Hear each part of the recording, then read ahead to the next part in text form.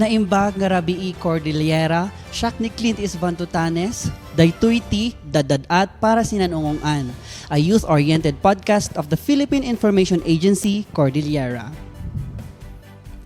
Adu ti issues wino challenges nga mapaspasaran dagiti agtutubo tayo tatta nga panawon. Adu iti makitkita nga bisyo nga makaapektar iti panagbiagda, kat may sa ditoy ti smoking wenno vaping.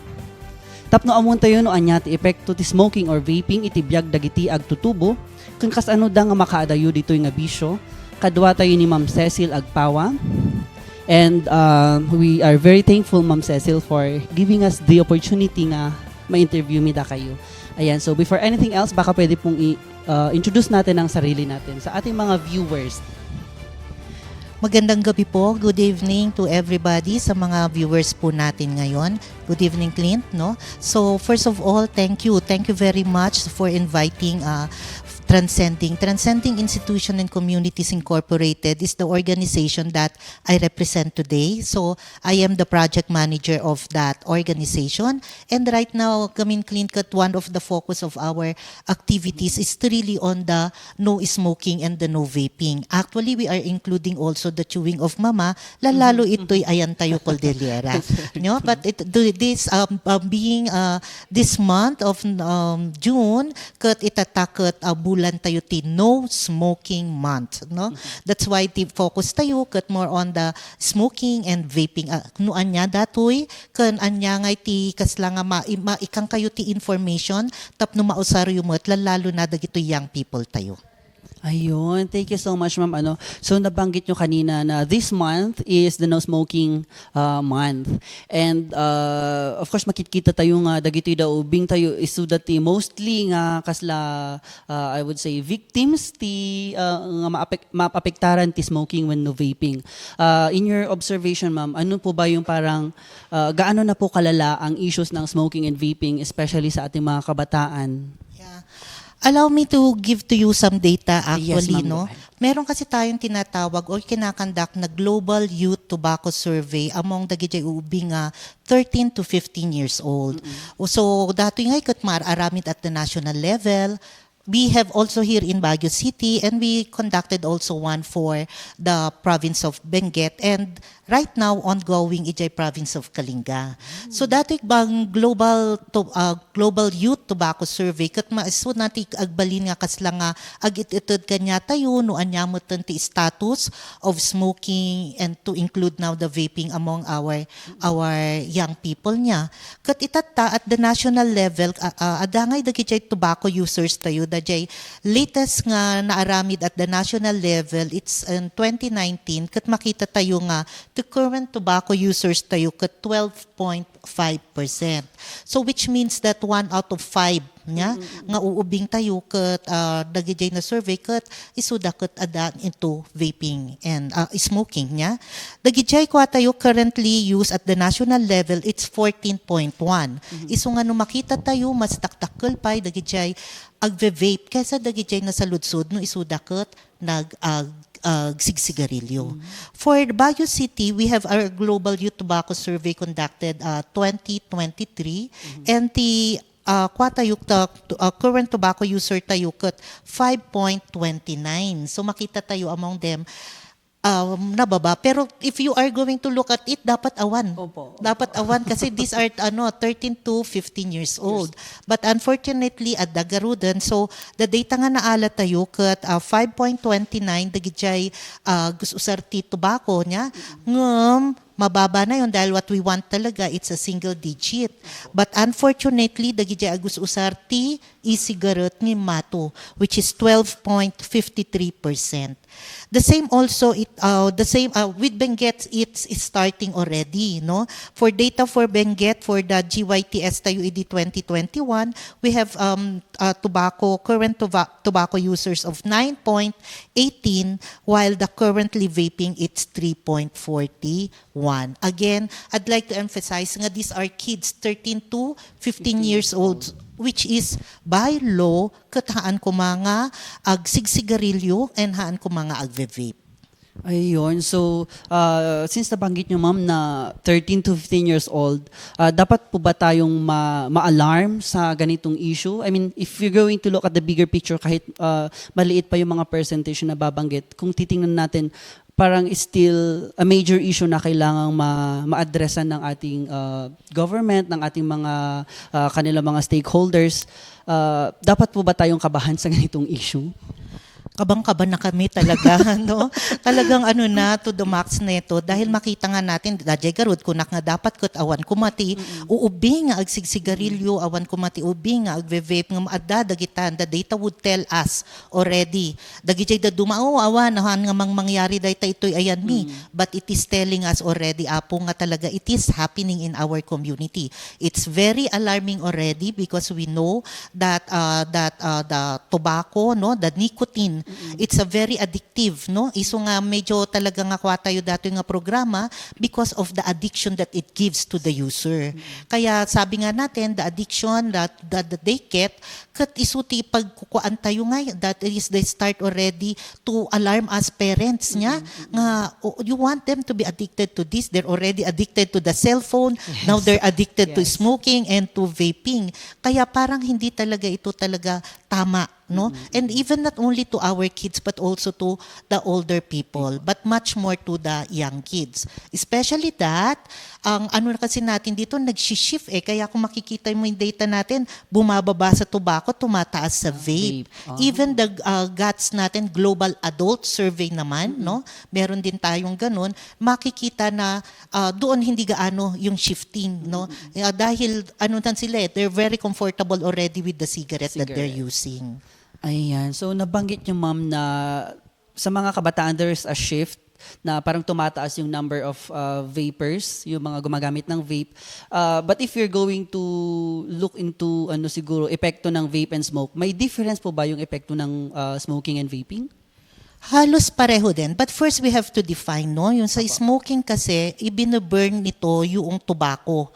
Kaya, ang pasok nito, it's the burning ang nangyayari na kaya meron niyang smoke and everything, di ba? Dito naman sa vaping, hinihit kasi ito, na meron dito yung tinatawag na kaslangay, change mood lang, di ba? May mga juice dito na nilalagay. And this time, yung mga juice, nababurn din siya, no? Yung dun sa sigarilyo, kita mo talaga yan, di ba nasusunog yung tobacco doon. Dito naman, hinihit niya to the point na nababurn din yung mga chemicals. Now, the chemicals, for smoking, we have also yung tinatawag nating mga harmful chemicals. The cigarette itself has 7,000 chemicals in it and 7,000 chemicals in it and 700 are carcinogenic, makapakancer niya. It's the same also as to the vape. Actually, yung mga ando dun sa vape, like meron silang mga properties din na kapag tinake mo, pag kinain mo, okay lang. Pero kapag binurn mo, nagta-transform, nag-iiba yung kanyang kaya nagiging carcinogenic din siya. At nakakapagbigay din ng mga iba't ibang sakit, katulad ng sakit sa puso, no? Sakit sa baga, and all of those diseases na also related dun din sa ating smoking. Kaya napakaano po nito, lalo na sa ating mga kabataan. Sabi nga natin, ma-inhale mo pa lang di ba kanina, na maamoy mo pa lang na merong naninigarilyo, na ano ka na nangangati na ilong mo, nauubo ka na rin. What more dun sa talagang gumagamit? Ayun. So, regardless, ma'am, kung smoking siya or vaping, it is still very negative yung epekto niya sa health ng mga kabataan. So, ano po yung major na epekto ng pag-vape or pag-smoke doon sa physical health ng mga tao, specifically sa mga kabataan? Lahat na sa mga kabataan natin physically, yun nga na-expose na sila sa, actually ang ano nga natin dito, sa mga kabataan kasi, parang bumababa yung gamit ng cigarette at lumilipat sa vape. Kasi sa vape, meron na ngayong odorless. I mean, smokeless, no? Tapos yung odor niya mabango. Yes. It has different flavors, no? Ang dami niyan. 15,000 flavors ang available sa vape. Name it, they have it, no? Na mga ganyan. So it enticed the young people. Kaya nung una kasi sa cigarette smoking, maangot tayo, nag-angot ka, nagsigarilyo ka man, kuna tayo. But with the vaping, you don't tell that anymore because it smells just like those ano. Kasi ang target talaga nila, it's the younger generation. It is the youth that they are targeting. That's why makikita mo pa ang gaganda ng mga lalagyan eh. Mga Hello Kitty, again you name it. Yung mga lalagyan na yan, no, andiyan dyan nila, ang pagandahan, paliitan. You won't even notice it. Sabi natin dati parang, what you call this, USB. Opo. Noong una kasi yan, malalaki, no? Malalaki yung mga ginagamit nila. Ngayon, paliit na ng paliit. Meron yan ngayon, maliit pa sa kahan ng posporo that you won't even notice na nandiyan siya. Okay? So, ang target talaga nito are the young kids, the young generation, because they want to turn again this young generation to be addicted to to be addicted to vaping because it has also nicotine. So physically, anong ginagawa nito sa bata? One is that yung nagkakasakit nga katulad ng mga asthma na meron nga yung case nga natin ngayon, no? It's a proven already case that 22-year-old died of E-Valley. It's an electronic or vape lung related diseases, no? Sa lung injury, I mean. It's a lung injury. So ngayon, it's a case actually, so it's a finding already that it's because of vaping, kaya yun ang naging cause ng pagkamatay ng batang yun. So it would lead eventually to death. So yung ang ano natin dito, sa atin na lang, sa Pilipinas, we have 321 deaths a day attributed to smoking. Ibig sabihin, one way or another, nagsigarilyo sila or nakalanghap sila ng sigarilyo. Even sa mga bata, yung nagkakaroon sila ng mga primary complex, nagkakaroon ng pneumonia, na nakaka-inhale pa lang, ha? So what more doon sa mga talagang naninigarilyo? Or at saka nagve-vape, the same pa rin sa mga sakit. Yun, again, I'll go back to that case natin. Ang naging sakit niya sa sa puso. Na-block yung mga arteries, 2 arteries of that person were blocked. And I heard, no, based dun sa explanation ng isang doctor, that usually ang nagkakaroon ng blockage sa puso ay yung may mga senior na nakatulad ko. Ako, I admit, meron akong blockage, no, because of the lifestyle. But ngayon ko siya nakuha kasi nga as I age. Pero ito sa mga kabataan kasi dapat healthy, 'di ba? So parang nagkaroon ng ganitong sakit. Lalo na meron pa tayong tinatawag na yung popcorn lungs, no? Na yung nagkakabit-kabit na dun sa loob kaya nahihirapang huminga.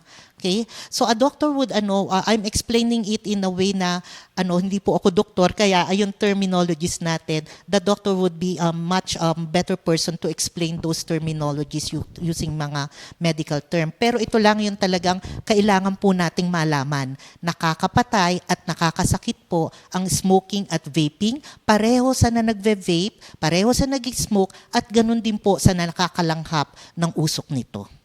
Ayan. So, nabanggit nyo, ma'am, na pati yung mga nakakalanghap ng usok is also affected. So, if we are going to siguro tingnan, hindi lang pala yung mga smokers yung affected, pati yung mga second-hand smokers. Tama po ba yung aking term, yung mga second-hand smokers? Yes, second-hand smokers. Second-hand smoke ang tawag natin doon, no? Tama, no? At meron pa tayong third-hand smoke. Okay, so the third-hand smoke, second-hand is that pag ako naninigarilyo, katapat kita, binibigyan kita ng usok, nalalanghap mo yung mga nalalanghap ko at kung ano man meron dun sa usok na yon, no? That's second-hand smoke. The third-hand smoke is that umalis na ako dito pero nagsigarilyo ako dito, kumapit sa upuan, okay? Kumapit dito sa upuan, kumapit dyan sa ating table, yeah, at may nakahawak, at may pwede pa din niyang makuha.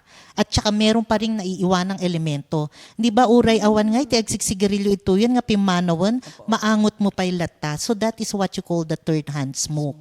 So going back to that, yes, so meron pa rin. Kaya meron tayong actually, marami tayong mga kilalang mga personalities na hindi sila smoker, no? Second hand smoker, yun nga yung tawag sa kanila, they died not because of the sickness that they got from the second-hand smoke. Number 1 dyan, na pinaano nga natin is Miriam Defensor. Santiago. The husband ay some smoker and siya yung nakaka-inhale kaya yun yung naging ano niya. It's cancer of the lungs ang kinamatay niya. Ayun. So hindi lang pala nakakabahala yung mga taong nag-i-smoke sa kanilang mga personal health kasi pati pala yung mga people around their community or yung mga kasama nila sa buhay is also affected. Yes. So it's a major issue na kailangan talaga nating ma-address kasi nga kahit sabihin na natin yung isang person is smoking, well, sa kanya lang yun. Pero kung affected na yung mga ibang mga tao, sabi nyo, ma'am, may second-hand smoker, may third-hand pa, edi it is a widespread na issue na kailangan talaga nating i-address. So going back doon po, mayroon din po bang effects itong smoking, hindi lang sa health, mayroon din po ba siyang ano bang tawag dito? Does it also affect yung mental health, psychological being ng mga people aside from the physical health? Yeah. Ang ano nga natin dito, maanuhan ko lang no, kung ano effect niya pati dun sa mental health, no? Yan yung sa mental health and kadalasan nga nagiging issue pa ito, diba? Like yung mag-asawa, for example, the husband is smoking, may baby sila, ngayon hindi alam ng husband na kaya sakit yung anak niya, kaya punta sa health center, it's because nalalanghap yung smoke, no? Tapos nagiging away yan. Kasi also, nagiging away yan na mag-asawa, bakit ka mo? Ang mahal na kaya ng sigarilyo ngayon, hindi ba? So kung dati-dati, magkano lang ba ang sigarilyo, ngayon, ano na siya, medyo mahal na. Ang isang pakete niyan, umaabot na sa 100 plus, no? Ang isang pakete at 10 to 14, yung isang stick. By the way, bawal ang pagbebenta ng per stick, lalo na dito sa Baguio City. Oh. Yes, bawal po yun. Kaya meron po tayong mga ganyan nga, dahil nga it affects yung economic, na, di ba? The economic aspect also of a person na ano. And aside from the economic portion niya na yung pera mo na pambili mo ng ulam, ng 2 kilong bigas, ay nabibili mo ng pang sigarilyo. Lalo na kung chain smoker yan, nakakaubos ng 1 o 2 pakete, okay, pakete a day, and economic portion or side of it. Of course, again, ang ano dito, iniraraos ng smoker na mabili niya yon, di ba? Mabili niya yon. Pero ang ano natin ngayon, kaya merong vape, ang mura na kaya ng vape. Kaya ginawa nilang mas mura, but we're happy to hear last week, no, that the BIR will be also looking into the taxation of the vape products. Okay, so yan yung ano natin ngayon na talagang very na maitaas pa rin sana yung presyo ng vape. Aside from the effect niya dun sa tao, sabi ko nga, tama yung sabi mo na hindi lang yung tao na naninigarilyo, may externalities, no? Hindi katulad no, si kangay kat agbartok, si kalang ti mabartok. Yes. Dato ngay no, agdati agsigarilyo jay sangum kat pati si kakas lang nga nagsigarilyo. And eto last week, no, physical yung pinag-usapan natin kanina, mental health meron, even to the environment. If you have seen the World Tobacco Day na ginawa natin sa Baguio City, na namulot ng mga cigarette butts. It's the number 1 pollutant in our environment. And today, I think, itong ding month nito, sineselebrate din natin ng Environment Month, no? And I saw kanina sa ating parks at saka sa barangay, mga namulot sila ng mga cigarette butts, ang dami. It's the number 1 pollutant that we have also, not only sa air, also dito sa land and sa water. Meron pa nga mga tayo dito, cases na yung mga isdang nahuhuli, pinagsigarilyo damot to, nang taadamot ti upos ti sigarilyo dagigay isda, fish. No? Sa ABS-CBN conducted a clean-up drive doon sa Tondo ng Manila Bay, and they found out that it's the cigarette butts that is the number 1, no? Na marami silang nakuha. So yun naman yung effect din sa ating environment. Oo. Sa tao, sa health niya, sa mental health niya, sa economic side, sa pera niya, and also dun sa ating environment. O saan ka pa? Lahat na nagiging problema ng smoking and vaping. Kaya nga ma'am, so It doesn't seem to be a very huge problem kasi there are still a lot of people na nag-i-smoke ano, pero ngayon na napag-usapan natin ma'am, ang laki pala niyang issue kasi hindi lang yung health, nagbabranch out na siya pati sa environment, and even to the point na bating mga isda may mga upos na ng sigarilyo sa kanilang katawan, Yeah. which means yung ating mga smokers, they are just tinatapon lang kanilang mga upos ng sigarilyo doon sa kung saan-saan na pipick up ng mga animals, yung mga ganung mga fishes. And itagdag ko lang, Clint, no? Meron tayong dito sa Benguet side naman, no? Forest fire. 'Di ba? At saka siguro napakinggan pa Isa ninyo yan. yung Yes. yung sa airport na mga sasakyan na nasunog. Yes. It's because again of irresponsible throwing of the cigarette Cigarette. butts. So you see kung anong nagagawa din niya, ang dami, no? And hindi pa natin pinag-usapan yung cost to the health of the people getting sick because of smoking. Ay, yes. Yan na matindi na yan. Cancer, di ba? Mahal din po ba, ma'am? Napaka, no? Kaya Opo. nga, yung mga nagkaka-cancer, hindi lang naman, for example, ako yung magpapa-check up. Hindi lang ako eh. Pero I have to think, di ba, pag pupunta ka sa ospital, may kasama ka pa. So, Opo. hindi lang ako absent sa trabaho dahil pupunta ako sa ospital, Yes. magpapa-check up dahil sa sakit ko na nakuha ko sa smoking at vaping. Pati yung kasama ko. Siyempre, sasamahan ako ng asawa ko, di ba? So, dalawa kaming walang trabaho. So, anong effect nun ngayon doon sa mga bata? At meron din yan yung mga cost natin, no? 8 sa atin, nakikita natin sa mga non-communicable diseases natin, 8 or 7 out of the 10 common causes ng ating mga non-communicable diseases na yan are caused by cigarette. And now, vaping is coming also, no? Ayan, so parang padagdag ng padagdag pala itong mga... Yes, Clint. Marami. So Sama dapat- sa limuot. So dapat talaga kabahan na ang ating mga friends na smokers, and I hope na after nitong podcast natin ay may marami silang ma-pick up na mga learnings na kung saan pwede nilang i-apply, and I hope na yung mga viewers natin, lalong-lalo na ang mga kabataan, ay ma-empower natin sila to advocate yung no smoking. Hindi lang this month, I hope na magtuloy-tuloy pa siya all throughout their lives, and sana mag-branch out din yung advocacy ng mga kabataan pati sa kanilang mga pamilya, no? Kasi I'm sure na yung reason, isa sa mga reason siguro ma'am na nai-influence itong mga kabataan sa smoking is because may mga nakikita silang mga adults na nag-i-smoke. Ayan. So, I believe, kaya nakita nila, it's okay lang pala ang magsigarilyo. So, yun, they're curious, mga ganon. So, ano po ba ma'am ang iba pang mga reasons kung bakit yung mga kabataan natin ay nag-i-start na mag-smoke? Sabi mo ma'am, as early as 13 years old, di ba po? Ano po yung mga reasons? Actually, meron pa mas younger. Dapat nga nagijaya uubing, that started smoking at the age of 9, 10. Amo sad. ngay, one reason, ni tatang agsigsigarilyo. Mapangkaman ni jay tindaan ta gumatang kaman ti sigarilyo sindiamon. Kunana. Yun. Diba? Opo. So who's pushing them, 'di ba? So akala nila unang-una hindi naman siguro dahil noon hindi pinag-uusapan to eh. Parang Yes po. smoking, it's okay lang. Mabugahan ako, okay Yes, lang. yes po. Walang nagsasabi sa akin na, uy, masama yan. No? So parang it becomes an accepted thing Yes. because siguro namana-mana. But now hindi na eh. Kailangan na tayo na masama yan. Maraming sakit tayong makukuha dyan. Maraming problema na kaakibat yan. Diba? That's why we really have to nakikita nila, role modeling, di ba?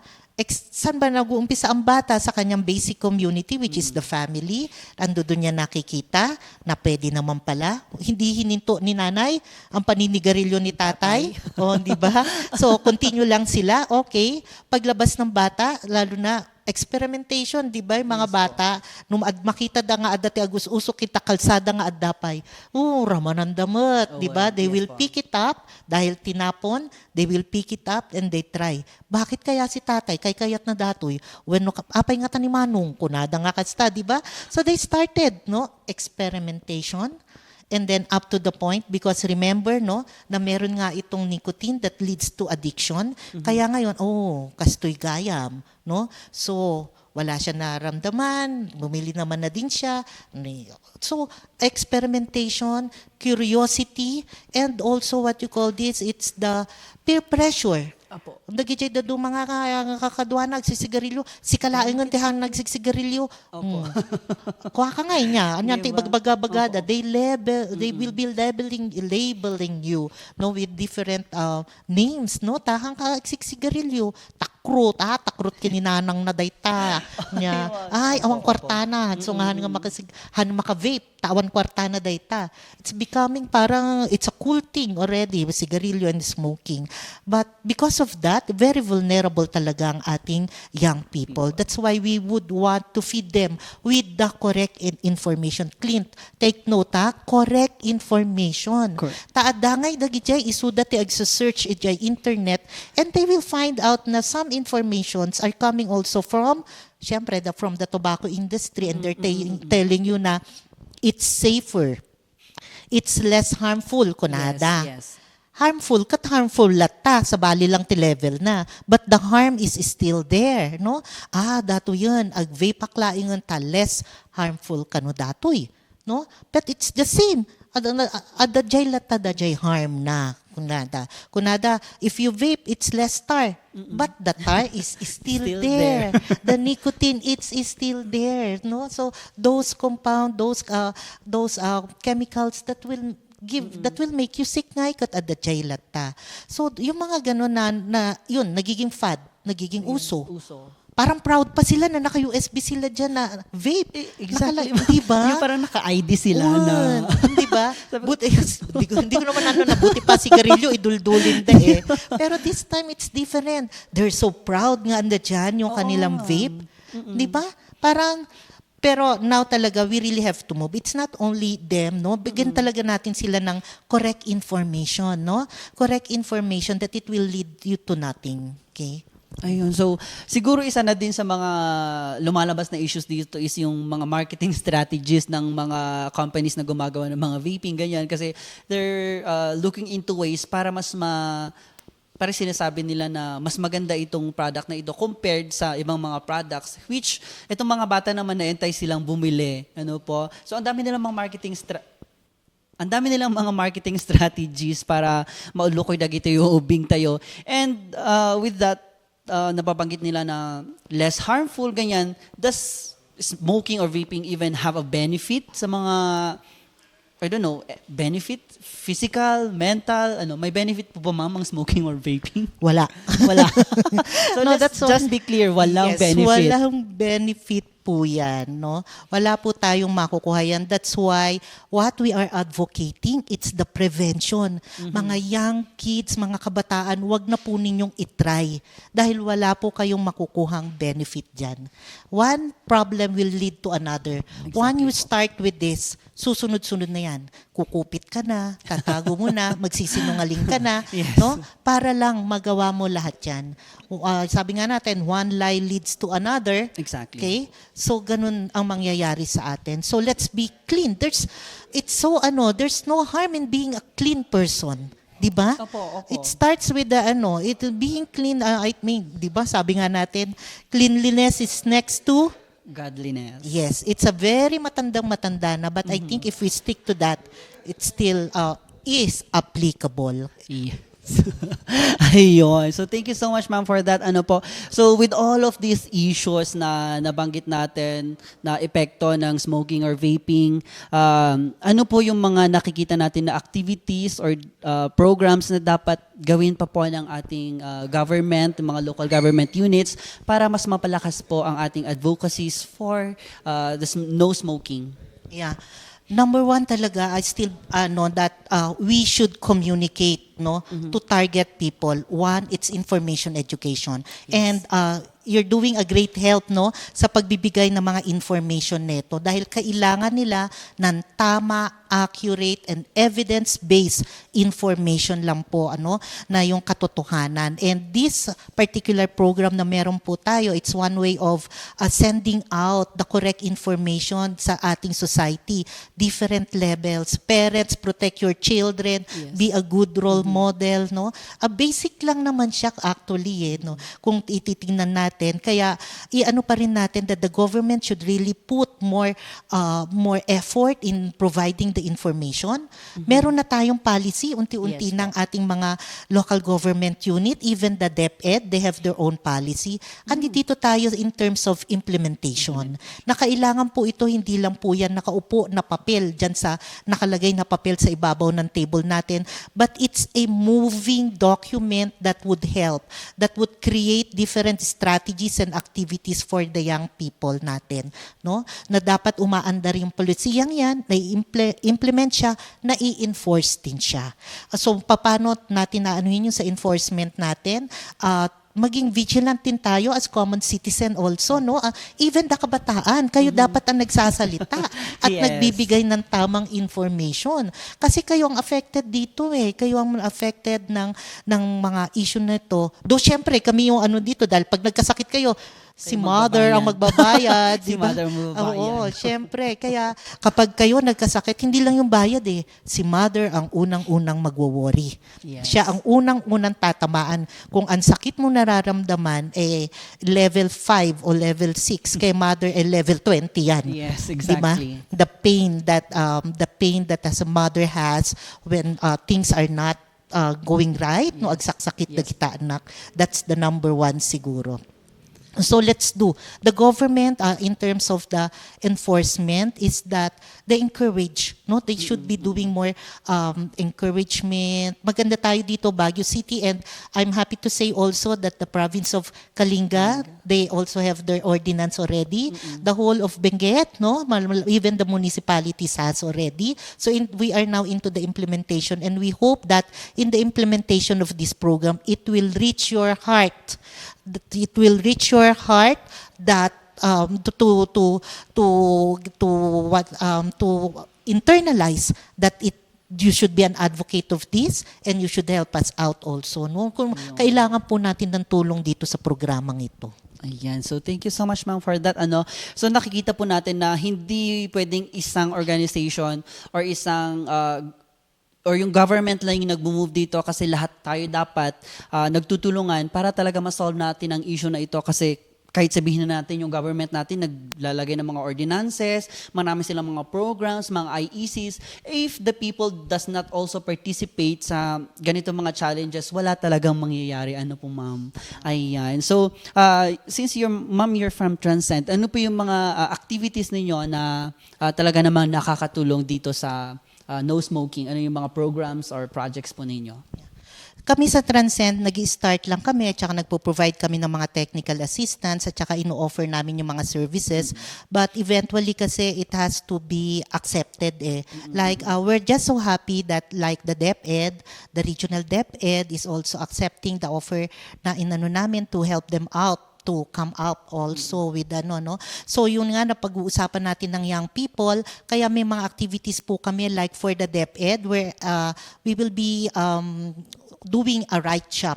No? The right shop, it's on the preparation of the resource material that they could use inside the classroom.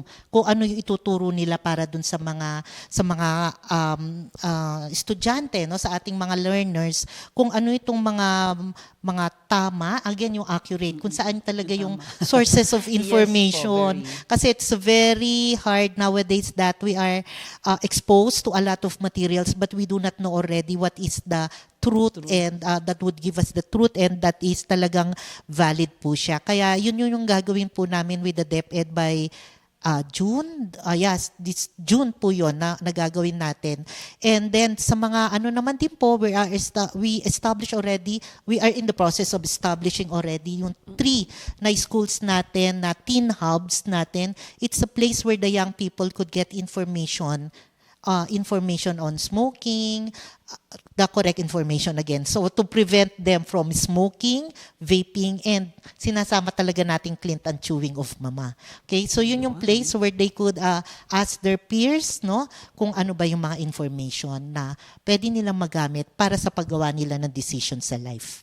Ayun. So, I really hope, ma'am, na itong mga movements natin ay talaga namang mag-materialize, and we're very thankful nga po na you're going to the grassroots level, including na po itong mga students, mga kabataan, kasi sila naman talaga yung mga prime movers or pinaka naapektuhan na sector when it comes sa mga ganitong issues. Ngayon, ma'am, nakikita nga natin na mahirap talagang ma-solve itong issue na ito. Is it really hard po ba na mag-quit sa smoking kung sa mga observations po ninyo or sa mga nakita ninyo na cases? Actually, ang ano talaga dito, sarili eh. It's a behavior change eh, no? Behavior change talaga ito. Though we have like yung ating counseling, no? Nagbibigay tayo ng counseling dun sa mga gustong mag-quit. It has to be a personal decision that I want to quit now, no? Hindi pwedeng yung nanang mo imbaga na nga agquit ka, haan. So it should be you who will be making that decision. And we found out that even without aid, wala yung kahit yung patches. Kasi meron tayong mga nicotine replacement therapy, like yung ano ito, mga tumutulong like the patches, the gum, no? Meron mga tayo iba't ibang mga products na pwedeng maibigay dun sa mga gustong mag-quit. But we found out that it's talagang cold turkey ang pinaka-best na sinabi ko, ayaw ko, hihinto ko at gagawin ko. That's it. No? Yun talaga makakatulong sa'yo, irregardless kung available o hindi available yung mga patches at saka gum. Ikaw talaga. Kasi ikaw talaga mag-aano na how to solve, what to do with the withdrawal symptoms na meron kasing withdrawal symptoms, Clint. Okay. So totoong merong mga withdrawal, pero iba-ibang degree, depende nga din sa tao. But if you are really decided, regardless what that withdrawal symptoms are, kung talagang decided ka to stop, it will help you really to stop. Ayan. So, it all boils down to ano po sa decision ng isang tao, yung kanyang siguro aggressiveness or passion na matigil talaga ang paninigarilyo or yung pag-vape. Nabanggit mo, ma'am, na may mga withdrawal symptoms yung mga Nag-i-stop. nag-i-stop, oo. nag-try na mag-stop. Yeah. Ano po yung mga examples ng mga withdrawal symptoms? Ang karamihan dyan yung sinasabi nilang naglalaway sila, kaya nagke-candy. Tapos meron din yung mga nasusuka daw, no? Merong nahihilo, merong iba yung pakiramdam para daw silang tatrangkasuhin, lalagnatin, okay? So ang ano lang natin dito, meron naman yung iba na wala, nag-stop sila, wala silang naramdaman. Okay? So they were able to manage it. But there were some, lalo na siguro yung mataas. Kasi pag sinabi nating stop, not a single, you are not lowering a dose. And you are not shifting from smoking to vaping. Okay? Hindi po ganun yung inaano natin na, hindi na ako nag-smoke ngayon, nagve-vape na lang ako. Di ba? Hello, Wala pareho din po yun. Walang nangyari pala. Wala pong nangyari doon. Pareho din po yun because you're taking in also that the nicotine. But ang ano nga natin dito, depende. Yung iba kaya hindi ko talaga matiis kaya bumalik ako. Mga ganon, no? So it's only the self, it's only you that could stop this. Kasi ikaw din na nag-umpisa, kaya ikaw din ang tatapos. Ayan. So, napakalaking laban niya po, ma'am. So, I hope na mag-stop na po ang mga smokers and vapers natin para hindi na sila mapunta sa point na if they try to stop, magkakaroon na sila ng mga withdrawal symptoms. Can you imagine, naglalaway ka? Yung mga gano'n, yung you don't feel good dahil hindi ka nagsigarilyo, yung mga gano'n. So, ngayon po, ma'am, ano po yung mga pwede natin may advice dito sa ating sabihin na nating biktima ng smoking and vaping po? Actually, yes. They are victims. Tama ka dun sa term na yon kasi talagang nabiktima sila na maging addicted dito sa products na ito, no? Na sigarilyo at yung sa vape natin. Because yun yung talagang na maging victim ka. Para syempre, tuloy-tuloy ang negosyo kung palagi kang gagamit. Imagine what you are contributing to the tobacco industry if you are buying it on a regular rate, di ba? Regular yan. Hindi ka nga hindi ka nga kunyari makakain sa labas pero nakakasigarilyo ka na isang Kaya pakete, nga. di ba? Hindi mo mapakain yung anak mo dito sa pag sinabi niya, pa, intataman ijay nga mga awan kwartak kunam, ng makagatang kati sigarilyo. Kasjay So mo't sad. dajay niya. So ang ano natin talaga dito, we do have programs that would help the smokers. We only hate the smoke but not the smokers. Okay? So meron tayo ng ano natin, meron tayong counseling. Yun yung isang nagawa din ng Transed na nakatulong din kami ng pag-train ng mga counselors, no, yung pwedeng magbigay sa kanila ng initial counseling para matulungan sila sa pag-stop. Kasi kung minsan ang hinahanap lang nila yung makakausap in the journey that they are going through. So meron po tayo dito na mga counselors, the BGH, sa BGH po, kung meron din silang mga doon, and meron din, I think, pero ngayon wala ata silang supply for the patches, no? You have to buy on your own, but there is the smoking cessation clinic natin na na-establish po yung mga smoking cessation clinic not only sa BGH, but we have also at the health center at saka yung ating pong mga district health center. They are capable of providing already the counseling. So, not only in Baguio, in Benguet, and also in Calingans. And on the whole of the Cordillera, because this is a project of the Department of Health also, to capacitate our health provider to be able to assist now those who would want to quit naman. Ayan. So nabanggit mo ma'am about the sa nagkaroon na tayo ng point na kailangan ng merong smoking cessation clinics po. So it's a really really big issue, and we hope na pati din po yung smoking patches ay ma-mainstream natin para readily available na siya, para hindi lang yung sigarilyo yung readily available sa kung saan, pati din sana itong mga patches po. It is available over the counter. Ayan. Kaya lang mas ini-encourage namin na mag-undergo muna sila ng counseling if they are to buy it also outside. Yun lang kasi yung purchase, no. The LGU, kung ipo-purchase niya ng LGU, medyo of course the budgetary Maraming requirements, di ba, Maraming- process, okay. Pero available na siya even over the counter yung mga patches na yan and the gums, but we encourage them to seek also to help them out again in the journey of yung pag-stop nila, no. Kaya even for the vaping, kung gusto nila talaga, and they would they could contact, no, yun sa ating smoke-free Benguet, smoke-free Baguio, and also BGH for that. Ayan. So, nabanggit nyo, ma'am, na they can contact yung Smoke Free Baguio. Baka may mga platforms po tayo, ma'am, na pwede nilang i-message or i-contact para, especially sa ating mga biktima nga na nangangailangan ng tulong. Baka may hotlines, mga ganun. I'm sorry, I forgot that number, no? Pero you could message them. Just search sa Facebook natin na Smoke Free Benguet, Smoke Free Baguio, and BGH, Smoking Cessation Clinic. You could message them. Sumasagot po sila kaagad-agad.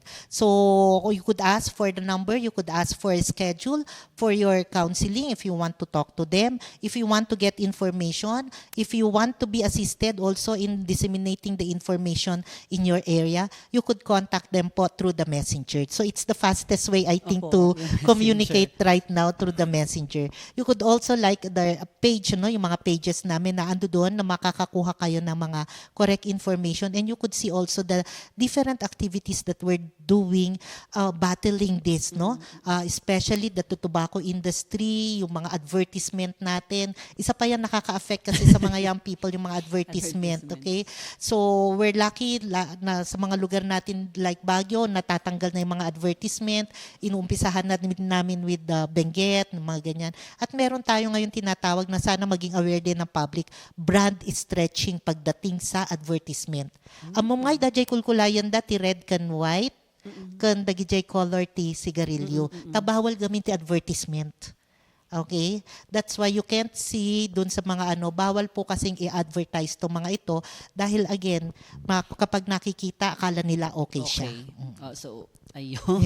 Ayan, so marami pong mga platforms na pwede natin makita yung mga iba't ibang activities or programs ng nabanggit po ni ma'am ng mga agencies. And I hope na through this podcast ay nakatulong po tayo, no, na ma-invite lalo na ang ating mga kabataan na mag-join din sa mga programs and activities activities kasi mas kailangan po natin ng mas malaking force nga para mas ma-combat pa natin itong mga issues and challenges. Ayan, so ma'am, baka may mga iba pa po kayong gustong sabihin before we finally siguro call this episode. Yan. So, anong po nating lahat, it's this issue, it's not only an issue of the few, but it's an issue of everybody. Sabi nga natin, it's the whole of the society, the whole of community, and of the government. Ang approach ang ginagawa po natin dito dahil hindi po makakayanan ng isa. Kahit ano po dito, meron po kasing pagbabago sa pag-iisip at pagbabago po sa ating mga ginagawa. Pero ang number one po na pwedeng makapagbago ay ang sarili po natin. So let's feed ourselves with the right information. The government is also doing something to assist you, no? To assist you to come out, no, na diyan sa mga bisyo natin 'yan. At saka sabi nga, bisyo 'yan, no? Bisyo po 'yan talaga, kaya let's help ourselves to fight, no, itong mga addiction na meron po sa atin. So, lalong-lalo na yung ating mga young people, again, the number one is don't start it. Wag na po nating umpisahan, wag na po tayong pumasok sa magiging problema natin later, but let's continue to focus on what we are here for, no, to become a good citizen and to become a good child in our own home. So, ano po natin to? Kayang-kaya natin kung tayo po ay sama-sama. Yun Kaya po. natin yan. Ayan. So maraming salamat po Ma'am Cecil for giving us this opportunity nga na pag-usapan natin itong issues or challenges on smoking and vaping. So that is it for this episode. Katap no makaala tayo pa'y tinaan-anay nga impormasyon. Do not forget to follow and like our Facebook page. That's Philippine Information Agency Cordillera. Meron din po kaming YouTube account, that's Philippine Information Agency Cordillera. At meron din po kami sa X, PIA Cordillera, and sa TikTok, PIA Cordillera. Abangan nyo din po ang susunod na episode next Sunday, still talking about youth-oriented programs and activities. Siya ni Clint Isvan Tutanes, Daytoyti, Dadad at para sinanunuan, a youth-oriented podcast of the Philippine Information Agency Cordillera.